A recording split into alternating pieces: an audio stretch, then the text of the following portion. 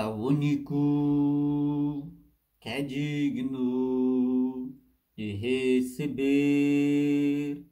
a honra e a glória, a força e o poder, ao Rei eterno e imortal, invisível, mas real. A Ele ministramos o louvor. Salve, amados ouvintes, com a santa paz do Senhor Jesus Cristo. Seja muito bem-vindo ao meu canal. Deus te abençoe a sua vida. Continue sempre visitando os canais, continue sempre visualizando os vídeos, porque não estou aqui de mim mesmo, não estou aqui para mim mesmo, estou aqui para Ele, para a honra dEle, para a glória dEle, estou aqui por Ele, para que pudesse chegar até você a santa palavra dEle, não minha. A revelação não é minha, a interpretação não é minha, a unção não é minha, a sabedoria não é minha, é tudo dEle, para Ele, porque dEle, para Ele, são todas as coisas. Sem Ele nada se pode ser feito, sem Ele nada se pode ser feito, nada pode se fazer sem Ele. Então, toda a honra e toda a glória é dele, nada é meu. E você estando presente aqui significa que ele te colocou aqui porque ele quer falar contigo. E ele querendo falar contigo, ele quer mudar a sua vida, quer mudar a sua estrutura, quer fazer você uma pessoa melhor, quer fazer de você um servo melhor, quer fazer você de alguém que realmente, aleluia, irá herdar a vida eterna.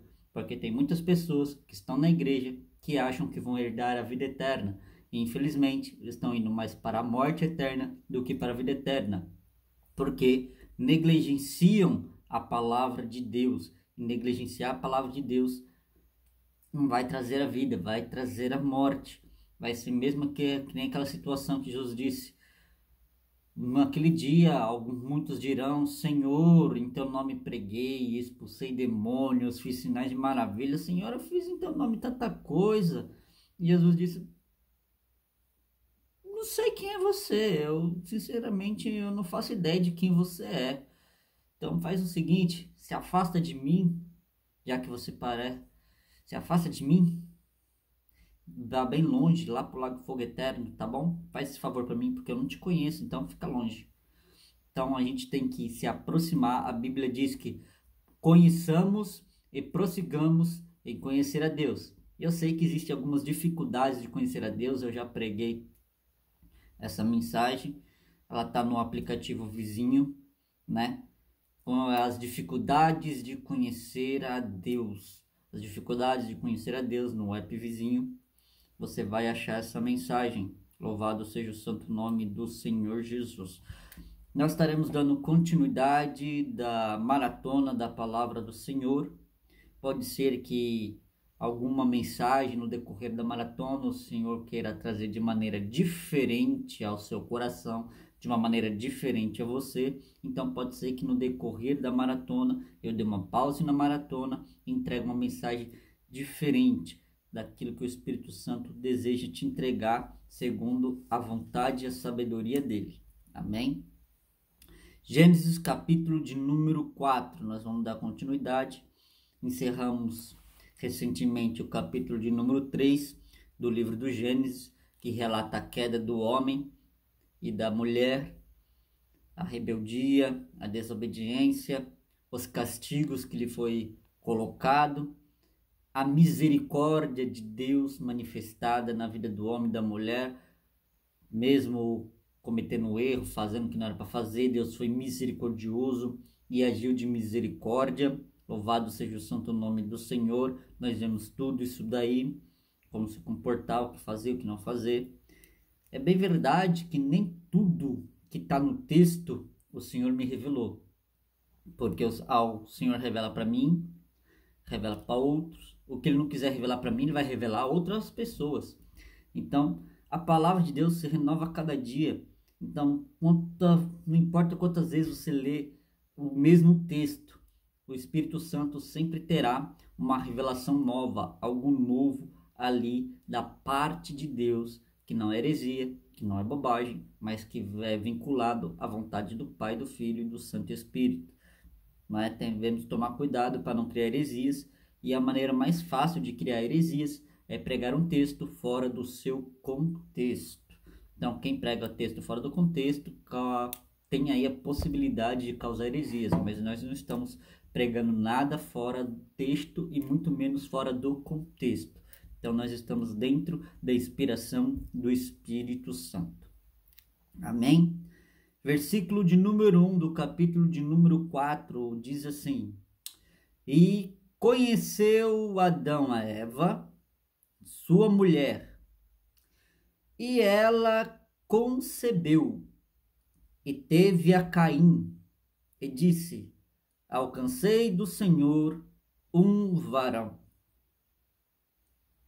Vejamos que Caim aqui é o primogênito, o primeiro filho de Adão e Eva, o primeiro filho nascido realmente de um homem e de uma mulher, o primeiro ser humano que surgiu entre a fusão de um homem e de uma mulher, entre a comunhão de um homem e mulher, foi Caim, e o primeiro foi um varão, né? E a Bíblia diz que conheceu Adão a Eva, não é que Adão desconhecia a Eva, tá? Não é que ele não sabia quem era Eva, não é isso. Ele teve uma relação íntima com Eva, e esse tipo aí, nós vamos ver esse termo, e conheceu Abraão, a sua esposa, nós vamos ver esses termos, alguns desses termos na Bíblia, e conheceu tal pessoa, a sua mulher, e o que aconteceu depois? A sua mulher teve um filho. Quando se trata de relacionamento sexual, relação íntima, quando a gente lê o contexto, o que aconteceu? O homem conheceu a mulher, e o que aconteceu depois? Teve filho, gerou um filho. Então, é essa a questão.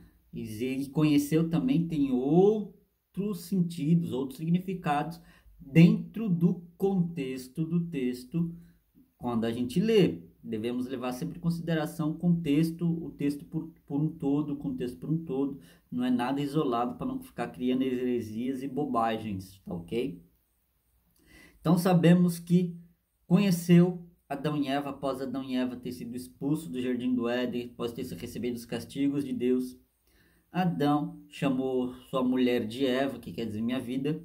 Então, ele a conhecendo, tendo uma relação íntima com ela, ela gerou um filho e disse: Alcancei do Senhor um varão. Ou seja, Deus me deu um homem, Deus me deu um varão, bendito seja Deus. E teve mais a seu irmão Abel, ou seja, Adão não teve só uma relação íntima com sua esposa, ele teve mais de uma relação íntima com sua esposa, que gerou não somente a Caim, mas também gerou a Abel, versículo de número 2. E teve mais a seu irmão Abel, e Abel foi pastor de ovelhas, e Caim foi lavrador da terra. Ou seja, dali pela misericórdia de Deus, Adão e Eva colocaram o segundo filho para cuidarem das ovelhas, para ser pastor de ovelhas, para rebanhar as ovelhas, e colocaram ali colocaram Caim, o primogênito, para cuidar da terra, para lavrar a terra, para plantar, para colher, para semear o que vem da terra. Louvado seja o santo nome do Senhor. E aconteceu ao cabo de dias, eles aqui não são mais crianças, tá? Quando o versículo 2 relata que eles nasceram e que um virou pastor de ovelhas e o outro virou lavrador, eles já são quase que adultos, já são jovens, já estão desmamados, já têm a consciência, já têm noção, já sabem o que é trabalhar, já sabem o que aconteceu lá no passado. Então eles já sabem que tem um Deus no céu que é poderoso, que eles já servem a Deus. Então eles já têm todo o conhecimento do que era antes. Seus pais lhe falaram, com certeza, que seus pais lhe ensinaram e pregaram. E ensinaram eles, um a cuidar da terra e ensinou o outro a ser pastor de ovelhas. Foi esses dois ofícios aí de cada um. E ambos foram abençoados por Deus. Versículo de número 3 diz: E aconteceu a cabo de dias. Ou seja, ao cabo de um período de dias. Após um período de dias, Caim trouxe do fruto da terra uma oferta ao Senhor. Caim veio ofertar a Deus, veio trazer a Deus uma oferta, as frutas, né, da sua colheita, os frutos do seu esforço, da sua lavoura, do seu trabalho. Ele pegou essas frutas e trouxe a Deus para ofertar ao Senhor. E Abel também trouxe do primogênito das ovelhas, ou seja, ele pegou o primogênito das ovelhas, não pegou qualquer ovelha, ele pegou o primogênito das ovelhas e trouxe ali como oferta. Abel trouxe dos primogênitos das ovelhas e da sua gordura ali em oferta a Deus. Ambos trouxeram uma oferta a Deus. Um trouxe um cordeiro, uma ovelha, o primogênito das ovelhas, né? E Abel trouxe frutas. E o versículo de número 4 diz que e atentou o Senhor para Abel e para a sua oferta. Ou seja, Deus olhou para a oferta de Abel, Deus prestou atenção na oferta de Abel, mas no versículo de número 5, mas para Caim e para a sua oferta, não atentou. Ou seja, Deus, eu já até usei essa passagem em questão de dízimos e ofertas, quando nós vamos falar questão de dízimos e ofertas, eu já trouxe essa palavra aqui mais de uma vez no púlpito, quando vai relatar de dízimos e ofertas, onde Abel trouxe uma oferta ao Senhor e Caim trouxe uma oferta ao Senhor. Esse ato de ofertar e dizimar não é de agora, é de antes de tudo. Desde o princípio já ouvia servos que ofertavam ao Senhor, que traziam ofertas ao Senhor, né? E a oferta é para Deus, não é para o homem, é para a casa de Deus, para que haja mantimento na casa de Deus. Até porque o prédio paga água, paga luz, muitas das vezes paga aluguel, né?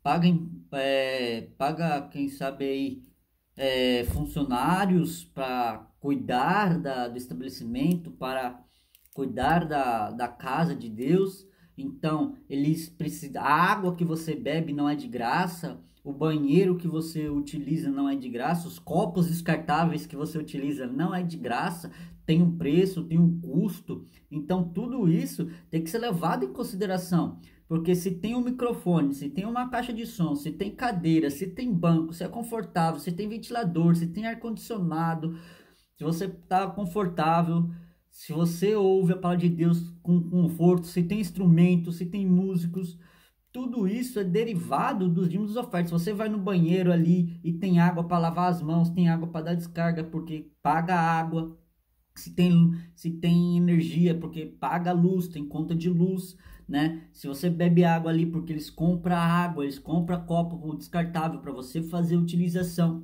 E tudo isso tem um custo. E tudo isso sai de quem? Da igreja. E quem coloca esse dinheiro na igreja? Os ofertantes e os dizimistas, não é? É uma palavra que já foi... Muitos falam de dízimo e oferta, só vai lá para Malaquias 3:10. E a Bíblia está repleta de passagens bíblicas de servos de Deus que ofertavam e dizimavam ao Senhor bem antes de serem, como posso dizer, o dízimo um compromisso e a oferta voluntária. Isso já existia bem antes de tudo, né? Antes da igreja primitiva, antes dos dízimos e ofertas aos sacerdotes, Israel se existir, desde antes de Israel existir, Abraão já ofertava e dizimava, Adão e Eva ensinaram seus filhos a ofertar ao Senhor, já existia tudo uma tradição de oferta e dízimo ao Senhor. Então, isso não é coisa da atualidade, não é para enriquecer pastor. É claro que tem os falsos profetas, filhos de Satanás, que aproveitam dessa situação para encher o bolso. Mas o que é deles está guardado. Fica tranquilo que Deus vai mandar todo mundo para o inferno. Eles acham que o Deus dele não é Jesus Cristo. O Deus dele é o dinheiro. E esses falsos profetas, esses lobos devoradores, vão tudo para o inferno. Fica tranquilo. Então não se preocupe com esses falsos profetas que além de cuidar das ovelhas de Deus, eles estão extorquindo as ovelhas. Não se preocupa não, que esses caras aí, o que é deles está guardado. O juízo e a ira de Deus vai cair sobre eles. Deus está vendo, Deus vai agir. Deus agiu na era primitiva ali com o dilúvio, e Deus vai agir de novo com a ira dele, com 7 taças que já estão cheinha, preparada para ser derramada. Então fica tranquilo que o dele está guardado. Permaneça na fé de Jesus Cristo. O alvo é Jesus Cristo, não é esses ladrões e salteadores que não tem coragem de assaltar banco, que não tem coragem de ir pro farol, que nem alguns bandidos têm coragem de bater de frente com a polícia, de ir pro semáforo roubar. Esses caras não têm coragem de roubar desse jeito não. Eles roubam como? Abrindo igreja e falando bobagem, heresias, ganhando público, fazendo o que não é para fazer, além de guiar os ovelhas de Deus, fica ganhando dinheiro. Eu vi um vídeo uma vez, irmãos. Que uma mulher estava deitada no chão, colocaram uma toalha em cima dela, e o cara falou: a pastora morreu, ela vai ressuscitar quando vocês ofertarem, então vem ofertar. E a igreja começou a ofertar, colocar dinheiro ali naquele lençol ali em cima da pastora. Continua ofertando, a pastora vai ressuscitar. Continua ofertando. Rapaz do céu, é mesmo? Eu não sabia que oferta ressuscitava morto. Eu sabia que Jesus Cristo ressuscita morto. Eu sei que o nome de Jesus tem poder para ressuscitar morto. Mas dinheiro ressuscitar morto, oferta, eu não sabia disso não. Infelizmente, as ovelhas inocentes não têm conhecimento, ignorantes da Bíblia Sagrada, cai na ideia desses palhaços. Ah, irmão, eu fico pensando se eu tivesse lá. Se eu tivesse lá. Aí o pastor falando: a pastora morreu, oferta para ressuscitar. Eu falei: é mesmo? Ela morreu? Morreu. O que tem que fazer? Pôr dinheiro, é mesmo? É? Se eu pôr dinheiro aqui, ela vai ressuscitar? Irmão, eu fico imaginando se eu tivesse lá, eu ia conversar, eu ia ter esse diálogo com eles assim. Eu ia ver a mulher lá deitada. É mesmo, rapaz? Deixa eu ver se ela tá morta. Eu ia dar uma bicuda na costela daquela incircuncisa, daquela mulher. Eu ia dar uma bicuda bem gostosa na costela dela e falar: ressuscita, Satanás. É sério, irmão. É na ira santa, né? A ira do Espírito de Deus. Porque não tem como a gente ficar calmo vendo uma bobagem dessa, uma idiotice dessa, uma profanação do templo de Deus, uma enganação com o servo de Deus, enganando o servo de Deus, esses carniça, filhos de Satanás, enganando o povo de Deus. Não dá raiva, não tem como ficar na paz com umas tribulações dessas, irmão, com uns atribulados desses. Eu ia dar uma bicuda bem dada na costela daquela mulher, e com certeza, eu sei que ela estava fingindo que estava morta, com certeza ela ia dar um grito ali, e falar: olha, pastor, não precisei dar ofertar não, ressuscitou. E eu ainda ia mandar todo mundo pegar o dinheiro. Pessoal, não era dinheiro não, ela só estava fingindo. Pode pegar o dinheiro de volta, Irmão, ia exortar a igreja a pegar o dinheiro de volta depois que eu desse uma bicuda bem gostosa na costela daquela incircuncisa, filha de Belial. Ali eu ia ser um profeta verdadeiro ali no meio daqueles falsos profetas ali, que eu ia expor a mentira de Satanás, eu ia expor a carniça que era aqueles falsos profetas, aquela igreja ali mundana, aquele templo falso de falsos profetas ali, que usam para enganação e acabam trazendo consequências horríveis para a casa de Deus por causa de palhaços que se dizem ser cristãos, pregadores do evangelho que só estão interessados no money, no cash, cantores palhaços que só estão interessados em dinheiro, em fama, que sabem que hoje em dia o mundo gospel é bem recompensador, né? Bem remunerado. Então eles estão aí, são lobos devoradores fingindo de ovelhas, são verdadeiros joios fingindo ser trigo. Eu ia dar uma bicuda naquele joio ali, e aquele joio ali ia acordar na hora, ia sair gritando com uma dor, ia ser mancando. Ele falou: tá viva, não precisa ofertar não, gente. Ela tá viva, já ressuscitou em nome do Senhor. Eu ia dar uma bicuda e falar: ressuscita em nome de Jesus. Eu ia ressuscitar na base da bicuda, irmão. Não tem como uma situação dessa. Eu fico imaginando uma situação: se eu tivesse lá, Ah, se eu tivesse só a oportunidade, pena que eu não tava, pena que eu não tava, Jesus. É porque não tem como, irmão, não tem como aceitar um servo verdadeiro de Deus ver uma barbaridade dessa e aceitar. Não tem cabimento, não tem lógica. E tem no Facebook um jovem que eu conversando com ele lá, eu não vou ficar dando dinheiro para esses pastores ladrão só para se enriquecer por causa de uma minoria de filhos de Satanás.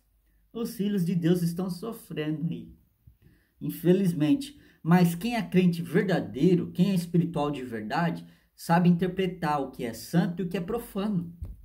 Quem é carnal não entende. Quem é carnal vê e vê as coisas erradas e acha que tudo é igual. E não é bem assim.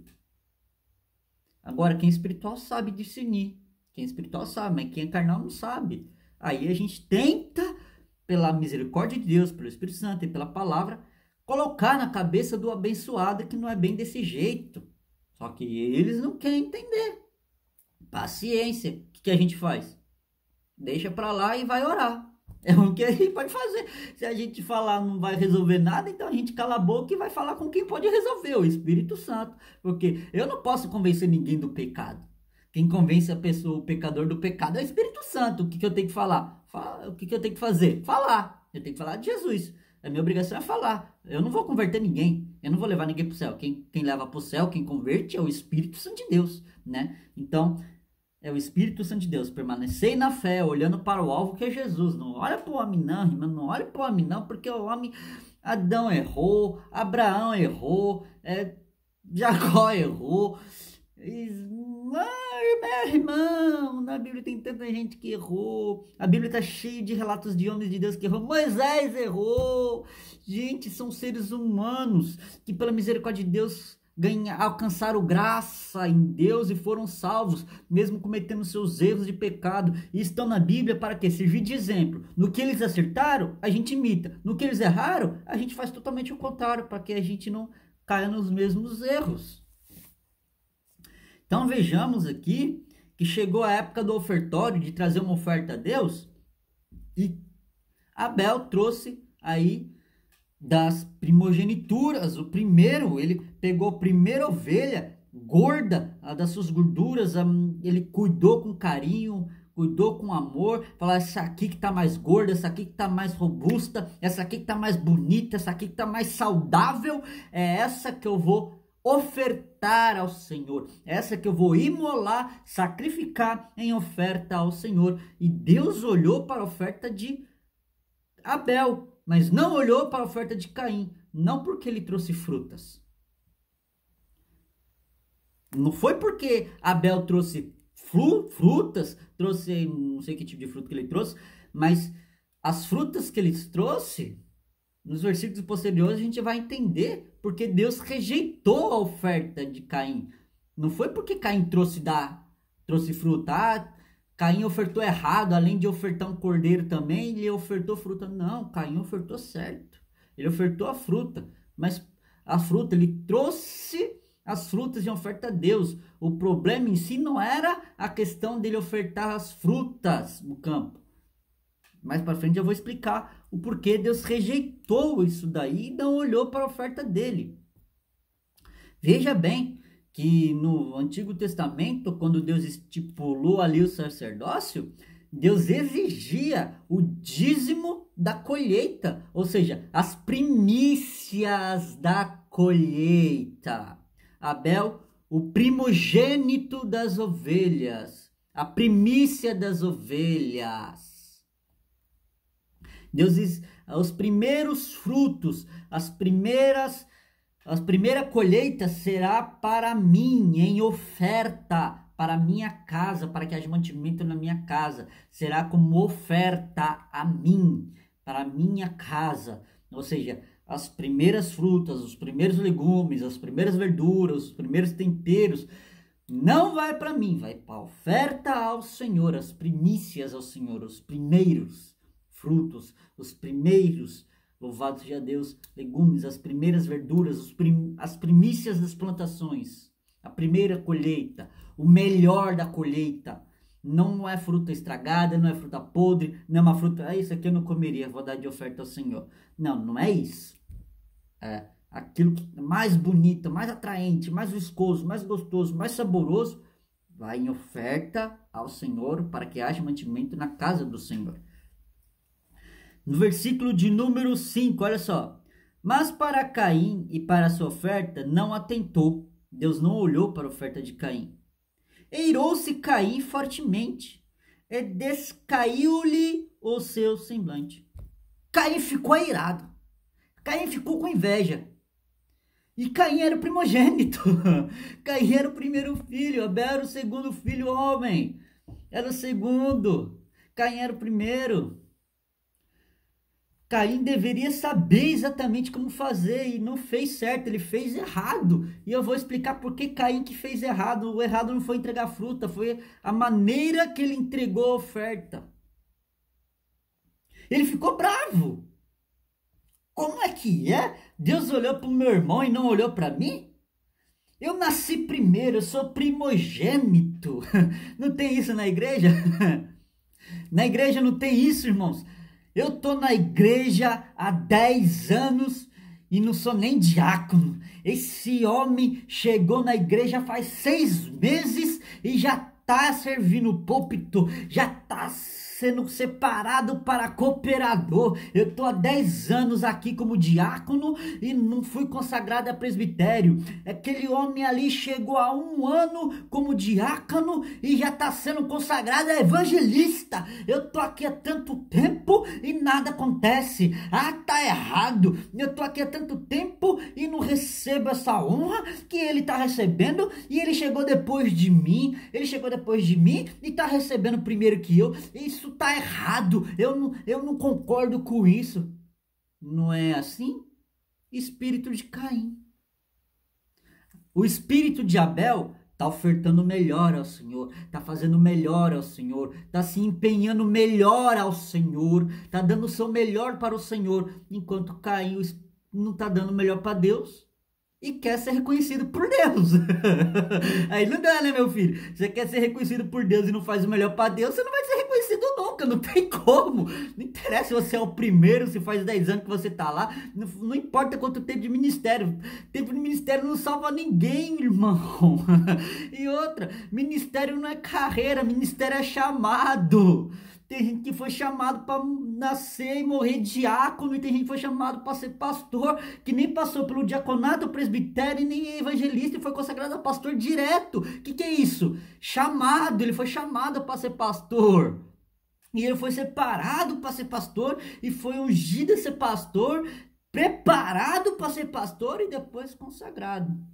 Primeiro ele é separado, preparado e depois consagrado. O apóstolo Paulo nunca foi diácono. Ele mal aceitou Jesus Cristo, mal veio para os caminhos do Senhor, aprendeu da palavra, teve ali o seu tempo com os apóstolos e já foi consagrado ao apostolado. Não foi presbítero, não foi diácono, não foi evangelista, ele já foi consagrado apóstolo. Por quê? É chamado. Ele foi chamado. Às vezes você não foi chamado para ser nada, a não ser um membro da igreja, um ganhador de almas, que não tem destaque dentro da igreja, mas se destaca na rua como um exemplo de um cristão. Às vezes é esse o seu ministério, às vezes é esse o seu chamado. Mas você está com o espírito de Caim. Estou há tanto tempo na igreja e o pastor não me consagra. Estou há tanto tempo na igreja e eu não tenho oportunidade. Estou há tanto tempo na igreja e não saio do lugar. Você nem sabe qual é a vontade de Deus para você, meu filho. Como você quer sair do lugar? Você nem sabe para onde Deus quer te levar. E você quer sair do lugar? Aí não dá, né, meu querido? Não tem cabimento. Não é porque você chegou primeiro, está 10 anos, 15 anos, 20 anos na igreja, que significa que passou, eu aceitei Jesus, daqui a 20 anos você passou. Tá louco, irmão? Isso não existe, cara. Isso não faz sentido nenhum. Se Deus te chamou para ser pastor e você tem vocação para ser pastor, mesmo passando pelo carreira ministerial, que em particularmente não existe, mas louvado seja Deus por isso, de um jeito ou de outro, se você tem um chamado para ser pastor, Deus vai te colocar como pastor. Uma hora ou outra eles vão te reconhecer como pastor e vão te consagrar, vão te separar. Mas primeiro você precisa fazer o bem. Você tem que ter espírito de Abel, entregar as primícias para Deus. Porque se você tiver espírito de Caim, não importa se você tem chamado ou não. Deus não vai olhar para a sua oferta. Deus não vai olhar para você. Você tem espírito de Caim. Você quer puxar o tapete dos outros. Você quer ser a coroa da criação. Tá doido, irmão? Você quer praticamente se aparecer. Na verdade, você quer ser o quê? Celebridade. Quer ser celebridade? Quer se aparecer? Coloca uma melancia na cabeça. Se colocar melancia na cabeça e não for suficiente, faz que nem aquela mulher. Bem antigamente, tinha uma mulher que cantava que ela colocava um fruteiro na cabeça. Ela tinha uma fruteira. Ela tinha uma fruteira na cabeça, gente. Ela tinha uma fruteira. Eu só tenho 31 anos de idade, tá, gente? Eu não sou tão velho assim, não. Mas vendo na televisão as recordações dessa mulher, como ela cantava, como ela era popular, como ela fez fama, ela cantando, gente, ela tinha uma fruteira na cabeça. É na época da televisão preto e branco ainda. A mulher tinha uma fruteira na cabeça. O que é aquilo? Pra se aparecer? Quer se aparecer? Coloca uma fruteira na cabeça, meu irmão. Não vai achando que unção na cabeça é motivo de se aparecer. Não, unção na cabeça é motivo de desaparecer. Não é para se aparecer, é para desaparecer. Quem tem que se aparecer não é você. Não é você, menino. Não é você, menina, que tem que aparecer. É Jesus Cristo que tem que aparecer. É Jesus Cristo que tem que aparecer. Você tem que diminuir, você tem que desaparecer para que Ele cresça, para que Ele apareça. Aleluia. E Deus não olhou para Caim.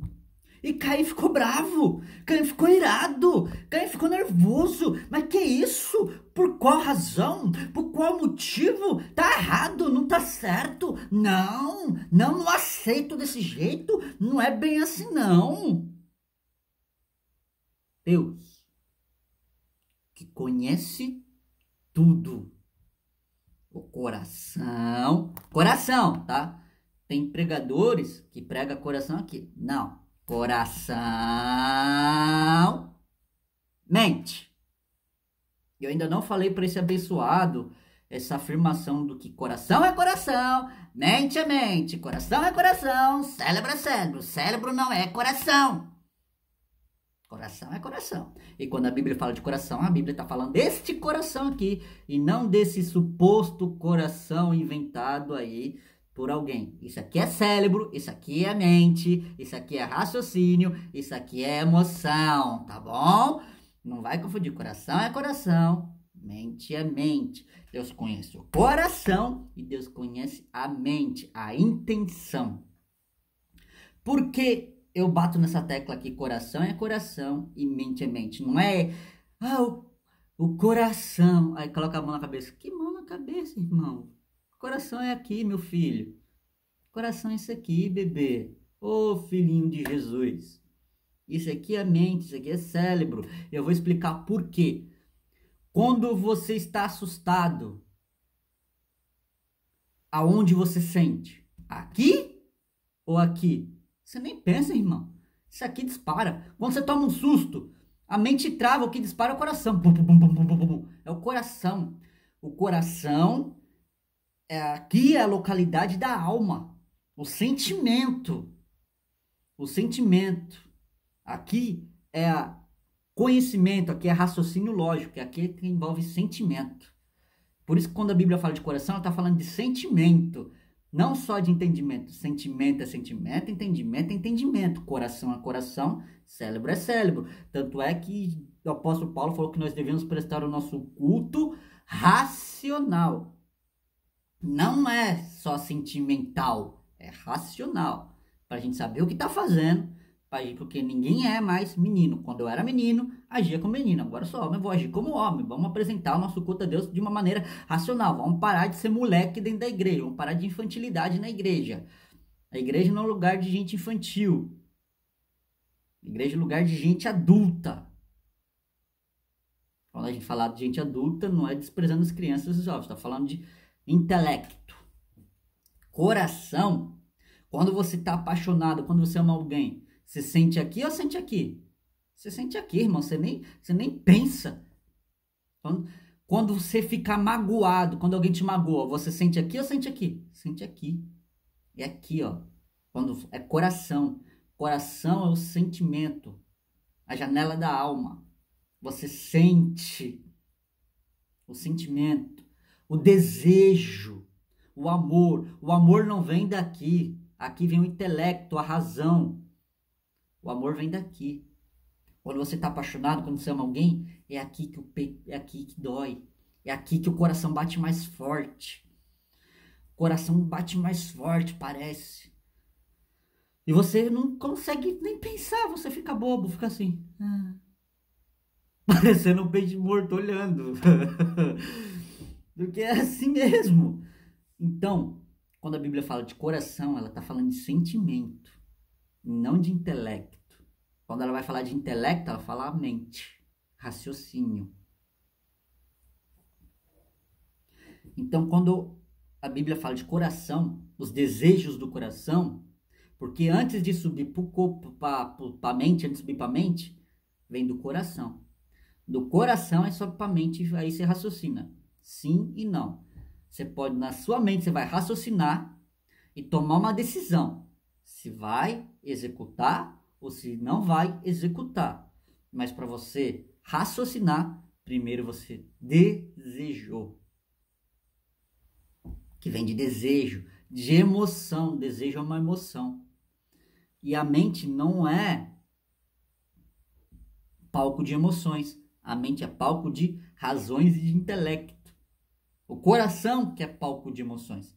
Porque o coração bate mais forte quando você ama, quando você está apaixonado. O coração dói quando você está angustiado. Quando alguém te ofende, você fica magoado. É aqui que dói, não é aqui. Quando você pensa aqui, dói aqui, é aqui. É aqui. Então, coração, mente. Coloque isso na sua cabeça. E Deus, conhecendo a intenção do coração, e sabia que mentalmente ele já estava maquinando alguma coisa, Deus chegou para Caim e disse, versículo 6, e o Senhor disse a Caim, por que tiraste? Caim, você ficou bravo por quê? Por que você está bravo, Caim? Por que você ficou nervoso, Caim? Poxa, mas que pergunta... Poxa, Deus, mas que pergunta é essa? Como assim? Porque eu fiquei bravo? Eu trouxe uma oferta a ti, o Senhor recusou a minha oferta e não olhou para mim. Mas o meu irmão, você olhou a oferta dele. Você reconheceu a oferta dele e não reconheceu a minha oferta. O Senhor ouviu a oração dele, mas não ouviu a minha oração. O Senhor recebeu o louvor dele, mas não recebeu o meu louvor. Poxa, como você quer que eu me sinta, Deus? Como você quer que eu me sinta? Claro que eu vou ficar irado, é claro que eu vou ficar frustrado. Tô irado, eu tô frustrado, porque você deu atenção para ele e não deu atenção para mim. Mas Deus tinha uma razão para rejeitar Caim. Jesus disse, aquele que vier a mim, de maneira nenhuma lançarei fora. Para Deus rejeitar uma oferta, é porque a pessoa fez errado e fez mal. Não é Deus que errou com você, é você que errou com Deus.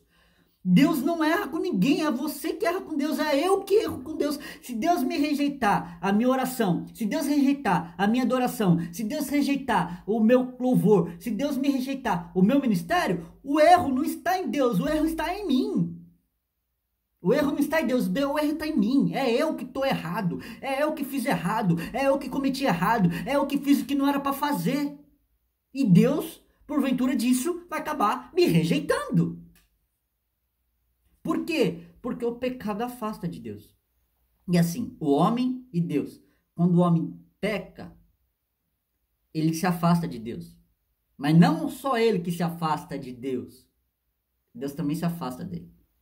Não porque ele quer se afastar. O homem, Deus não se afasta do homem porque Deus quer se afastar do homem. É por causa do pecado. É uma força, o pecado é uma força que não somente afasta o homem de Deus, mas também afasta Deus do homem. Então não é isso aqui, Deus e o homem aqui longe. Não, não. O pecado é isso aqui, ó. Entendeu? Quando o homem peca, ele se afastando e Deus se afastando simultaneamente. Mas Deus não se afasta porque quer se afastar. Deus não quer ficar longe do seu povo. É o pecado. Aí vem Jesus Cristo e faz isso aqui, ó. Junta de novo. Jesus Cristo é a força que junta o homem e Deus. O pecado é a força que separa o homem e Deus. E Jesus Cristo é a força que junta o homem e Deus. Porque Deus disse nas suas palavras, pela boca dos profetas: volta para mim e eu voltarei para vós. Ou seja, vocês se afastaram de mim. Infelizmente me afastei de vocês, mas não é porque eu quero, é por causa do pecado. Mas se vocês voltarem para mim, eu também voltarei para vós. Vocês retornando para mim, eu retornarei para vocês. É isso aqui. É o homem voltando para Deus e Deus voltando para o homem. É isso aqui que eu acabei de explicar. Ele ficou bravo, ficou amargurado, ficou irado. E Deus pergunta: por que você se irou? E por que descaiu o teu semblante? Foi duas perguntas. Por que você está bravo e por que o seu semblante está... Deus viu o rosto de Caim. A ira de Caim estava no rosto. Tem gente que fica bravo, irritado, mas consegue camuflar. Caim estava tão irado que não conseguia nem sequer camuflar o rosto. A Bíblia diz que um coração alegre formoseia o rosto. Ele estava.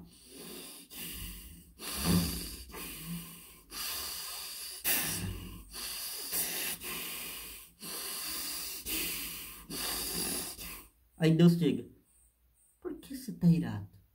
Por que você está com esse semblante? Aí que pergunta é essa? Ó, o versículo de número 7. Deus justificando a Caim porque rejeitou a sua oferta. Deus vai justificar a Caim porque rejeitou a sua oferta. Olha como Deus é bom demais, gente. Deus é maravilhoso, Deus é misericordioso. Olha a graça de Deus, gente. Olha a maravilha que Deus é. Ele rejeita a oferta de Caim, mas ele justifica o porquê. Então Caim teve a chance de se reconciliar com Deus. Caim teve a chance de fazer tudo de novo, de uma maneira diferente, para que Deus o recebesse a sua oferta. Olha só o versículo de número 7 do Gênesis, do capítulo de número 4, gente. Se bem fizeres, não haverá aceitação para ti.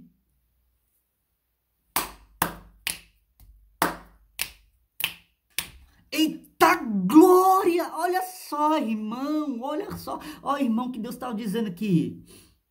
Tá irado por quê? Tá bravo por quê? Por que seu semblante é desse jeito? Se bem fizeres, não haverá aceitação para você também? O que Deus está falando aqui? Você não fez da maneira que é para fazer. Você fez errado. Mas se bem fizeres, haverá aceitação para você também. Eu também vou aceitar a sua oferta. Eu também vou olhar para você. Eu recusei a tua oferta e não olhei para você porque você fez mal. Você não fez direito, você fez de qualquer jeito. Mas se você fizeres bem, se fizeres da maneira certa, se fizeres da maneira correta, não haverá aceitação para você também? Deus perguntou para ele. É uma pergunta afirmativa. Deus está perguntando e afirmando. Eu vou olhar para você. Eu vou dar atenção para você também. Mas você tem que fazer o certo. Você tem que fazer o bem. Você tem que fazer o correto. E eu também vou olhar para você. Da mesma maneira que eu olhei para o seu irmão, eu vou olhar para você se fizeres o bem. Eu não olhei para você porque você não fez o bem, eu não olhei para você porque você fez o errado, mas se você fizeres bem, fizeres da maneira correta, igualzinho seu irmão fez da maneira certa e da maneira correta. Não em questão de ser a ovelha, mas em questão de ser o primórdio das ovelhas. Caim não levou o primórdio da colheita. Ele não fez o bem.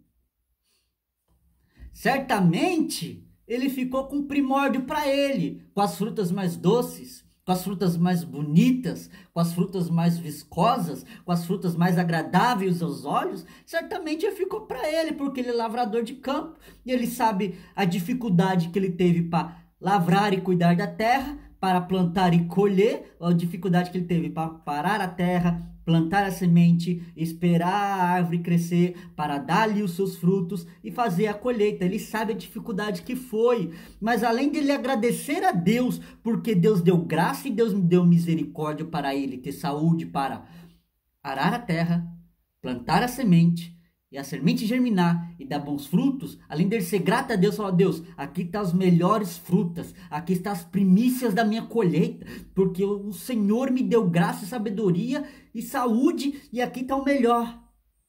Deus iria receber. Deus iria receber e olhar para Caim da mesma maneira que olhou para Abel. Mas a questão é que ele não fez assim. Ele fez o mal a Deus. Ele não fez o bem, ele fez o mal. Abel trouxe o primórdio das ovelhas. A primeira ovelha, a mais saudável, a mais gordurosa, a mais robusta, a mais saudável, a mais cuidada. Aí ele cuidou com carinho, engordou com carinho, falou: isso aqui é oferta para Deus, eu vou cuidar com carinho, isso aqui é para Deus. Abel não. Falou: olha que beleza, pegou o melhor para ele. Aí as frutas que ele não queria, ele oferta para Deus. Ele ficou com o melhor da colheita, com os primórdios da colheita, e o que sobrou, ofertou para Deus. O que sobrou, ele deu para Deus. Ele ofertou restos. Certeza que a fruta tinha ali uma manchinha. Falei: pô, isso aqui não, acho que vai para Deus. Tinha uma mancha ali, estava amassada, estava já em estado querendo já apodrecer. Ele não deu o melhor, ele deu qualquer oferta, ele trouxe qualquer fruta. A fruta que ele não queria, certamente a fruta que ele não queria, ele ofertou a Deus. Aquilo que ele não quis para ele entregou para Deus e achou que Deus ia aceitar. Infeliz, se nem você quer, você acha que Deus vai querer, rapaz? Se nem tu quer, se nem que você, que é ser humano, quer, imagine Deus, que é Deus, vai querer. Você acha que Deus quer resto? Deus não quer resto de ninguém. Ele é o dono do ouro, ele é o dono da prata, ele é o dono do mundo, ele fez tudo, ele fez você, ele te dá a vida, ele te dá o fôlego. Deus é dono de tudo, ele fez tudo e ele não quer resto. Ele só quer que você seja grato a ele e oferte o melhor para ele em gratidão. Deus quer que você demonstre gratidão. Abel demonstrou gratidão, Caim não demonstrou gratidão. Caim não demonstrou gratidão e ainda ficou bravo porque Deus rejeitou. Porque ele deu o resto. A fruta que ele não queria, ele deu. Não quero não. Essa aqui é minha, essa aqui é minha. Para Deus. Minha. Para Deus. Minha. Ah, não. Tá meio feinha, né? Vou ofertar para Deus. É óbvio que Deus não vai querer, que Deus não vai aceitar. Porque ele fizeste mal. O problema não foi a questão de Caim ter trazido ofertas de frutas. O problema é que ele fez mal. Não fez o bem, não trouxe os primórdios, não trouxe as primícias, não foi grato a Deus. Por isso que Deus rejeitou a sua oferta. Tanto é que Deus disse: se fizeres o bem, eu também vou olhar para você. Faça corretamente, faça certo, seja grato de verdade, me entregue as primícias. Porque tudo isso é meu, a terra é minha, a árvore é minha, a plantação é minha, foi eu que plantei, foi eu que cultivei, foi eu que formei, eu te coloquei para cuidar dela e te dei graça e sabedoria para que você cuidasse daquilo que é meu. E você pega daquilo que é meu e além de me dar devolver e ser grato com o que é meu, você quer me tratar como se eu fosse um mendigo, como se eu não fosse nada, como se eu não fosse ninguém, como se você fosse superior a mim e eu fosse inferior? Como assim? Como? Não tem lógica, não tem cabimento. Versículo 7, continuação. E se não fizeres bem, o pecado já está à porta. Se fizeres bem, eu vou olhar para você. Mas se não fizeres bem, o pecado... Oi, tô te esperando. O pecado já está à porta. O pecado já está à porta. O pecado já está esperando. O pecado já está de olho. O pecado já está salivando, te esperando você fazer o mal e pecar contra Deus. O pecado está te esperando. Você não faz ideia de como o pecado está ansioso para você fazer o mal e o errado para acabar ofendendo a Deus. Você não faz ideia. O pecado já está à porta. Se não fizeres o bem, o pecado já está à porta. E Deus disse mais. E para ti será o seu desejo, e ele te dominará. Se você fizer o bem, o que está no teu coração não irá se realizar. Mas se você não fizeres o bem, o teu desejo, o que está no teu coração, vai te dominar. E para ti será o teu desejo, e sobre ele te dominarás. Ou seja, o teu desejo vai te dominar. Faça o bem, para que o teu desejo não te domine. Ou seja, Caim já tinha desejado no seu coração e maquinado na sua mente a morte de Abel. Caim, no seu furor, na sua raiva, na sua ira, desejou a morte do próprio irmão. Se ele apenas tivesse desejado, não é pecado. Aqui Deus está falando, o pecado está à porta. Ainda não se realizou, ainda não aconteceu. É apenas um desejo. O seu desejo está no teu coração de fazer o mal. Deus já sabia que Caim já estava com más intenções. Já estava desejando matar o próprio irmão. Deus já sabia. E ele disse, se não fizeres o bem, o teu desejo vai te dominar. Faça o bem, para que o seu desejo não te domine. E não faça o mal, para que você não faça isso que você está pensando. Faça o bem e eu vou olhar para ti também. Eu também vou ter o prazer de olhar para você. Eu também vou ter o prazer de te abençoar. De te dar atenção. Eu também vou ter o prazer de te dar atenção, Caim. Faça o bem e eu também vou te dar atenção. Da mesma maneira que eu dei atenção para Abel, eu vou te dar atenção. Mas você precisa fazer o bem. Mas se não fizer, o pecado está à porta. Deus alertou. O pecado está à porta. Faça o bem. Deixa isso para lá. Recomeça. Faça tudo de novo. Eu estou disposto a te olhar. Eu estou disposto a ver você. Eu estou disposto a te dar atenção. Mas faça o bem. Não faça o mal. Eu estou disposto a te dar um abraço. Eu estou disposto a te abençoar. Eu estou disposto a te exaltar. Eu estou disposto a te engrandecer em meu nome, para minha glória. Eu estou disposto a olhar para você, mas faça o bem. Não faça o mal. Senão o teu desejo vai te dominar. O pecado já está à porta. Então Caim desejou, mas ainda não executou. Ele estava com desejo, por causa da ira, da raiva e do furor, mas não tinha executado. É bem verdade que Jesus, nos evangelhos, ele disse: se desejares no teu coração e pensardes, já cometestes. Ou seja, por exemplo, no contexto que Jesus está falando aqui, é de prostituição. Ou seja, tem pessoa que acha que só porque teve o desejo, mas não executou a traição, assim como nós vemos aqui que, apesar de Caim ter desejado, mas se ele não executasse, ele poderia ser salvo, ele poderia receber a salvação de Deus ali, a bênção de Deus. E foi muito anunciado desde os primórdios até Jesus Cristo que não pratique ação, mesmo que tiver vontade, deixe a vontade de lado e pratique ação. Não pratique ação. Não praticando, tá tranquilo. Mas aí Jesus Cristo foi mais além ainda. Se desejares e pensares, já adulterou com ela.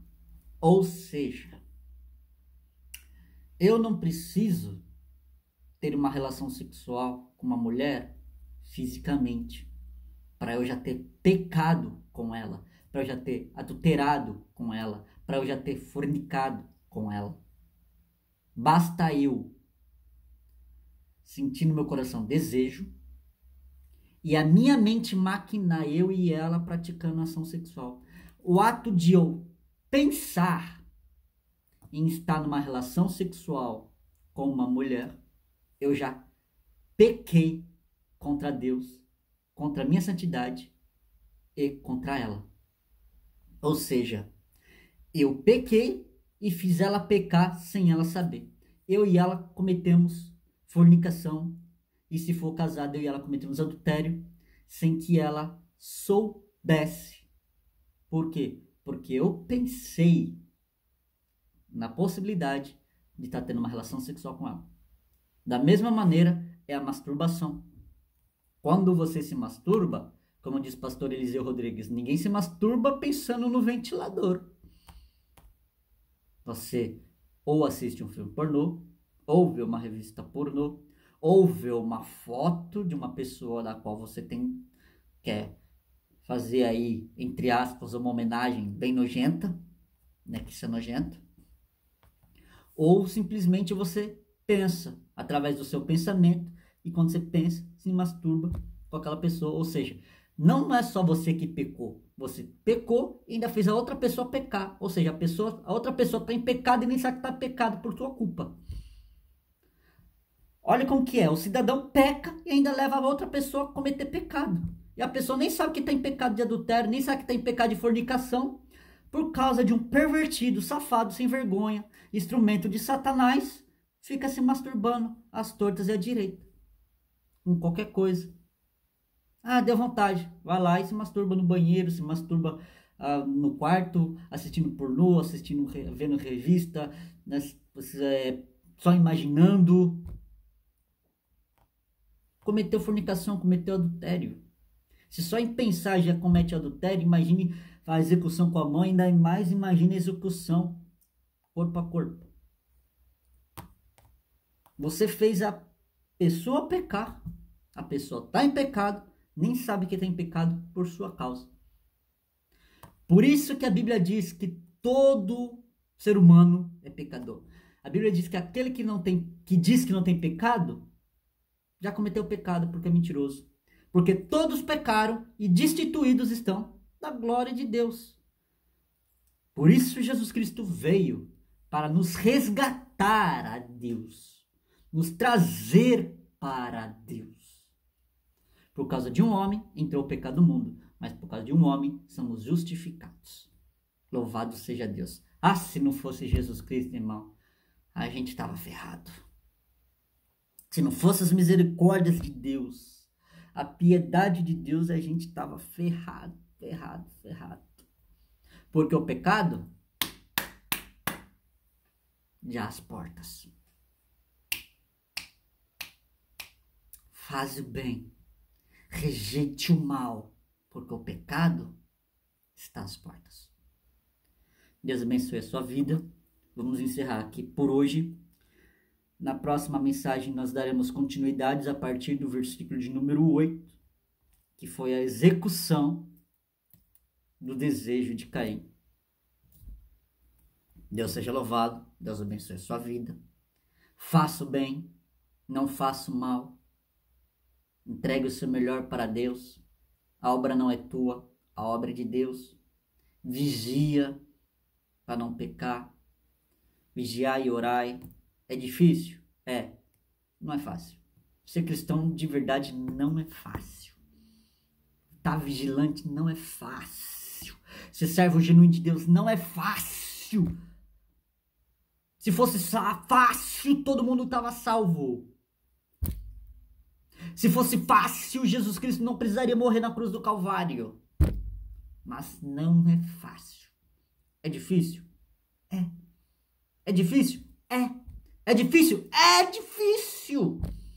É difícil ser servo de Deus, é difícil ser cristão, é difícil seguir a Bíblia.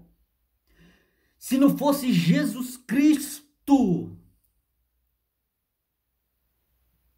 ai de nós. O que seria de nós? O que restaria de nós se não fosse Jesus Cristo? Condenação. Nem todo mundo ia querer ser judeu, porque antes de Jesus Cristo, para ser salvo, tinha que ser judeu. Se eu quisesse ser salvo antes de Jesus Cristo, eu teria que casar com uma mulher judia, teria que me transformar em um judeu. Mesmo que não fosse judeu de sangue, eu teria que me transformar em um judeu. Eu teria que casar com uma mulher judia de sangue, me adaptar à religião judaica e às tradições judaicas, e com certeza eu teria que me circuncidar também. Por quê? É o pacto de aliança judaica, a circuncisão. Ou seja, antes de Jesus Cristo eu teria que ser judeu se quisesse ser salvo. Mas hoje eu não preciso ser judeu. Hoje eu não preciso me converter ao judaísmo. É Jesus Cristo. Hoje não precisamos mais nos circuncidar fisicamente, mas devemos nos circuncidar de coração a Cristo. Da mesma maneira, se uma mulher quisesse ser salva, ela teria que casar com um homem judeu e se enquadrar dentro da lei judaica. Ou seja, a mulher teria que casar com um judeu e o homem teria que casar com uma judia, se quisesse ser salvo, se Jesus Cristo não tivesse vindo. Mas hoje, não precisamos ser judeus. Somos gentios, pela misericórdia de Jesus Cristo, salvo em Deus Pai, Deus Filho e Deus Espírito Santo, pelo sacrifício da cruz do Calvário. Deus abençoe a todos e até a próxima.